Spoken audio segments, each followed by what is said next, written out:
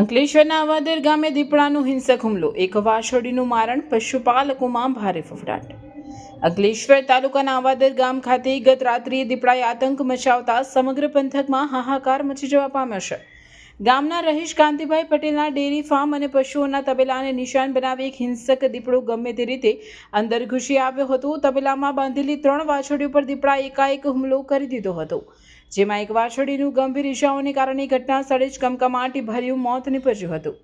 આ હુમલામાં અન્ય 2 વાછરડીઓ પણ લોહી લુહાણ થઈ હતી, જે પૈકી એકની સ્થિતિ અત્યંત નાજુક હોવાનું જાણવા મળી રહ્યું છે। પશુપાલક કાંતિભાઈના પશુઓ પર થયેલા હુમલાની જાણ વહેલી સવારે થતાં જ મોટી સંખ્યામાં ગ્રામજનો તબેલા ખાતે ઉમટી પડ્યા હતા। રહેણાંક વિસ્તારની નજીક જ દીપડાએ પશુઓનું મારણ કરતા સ્થાનિક ખેડૂતોને પશુપાલકોમાં ફાળ પડી છે।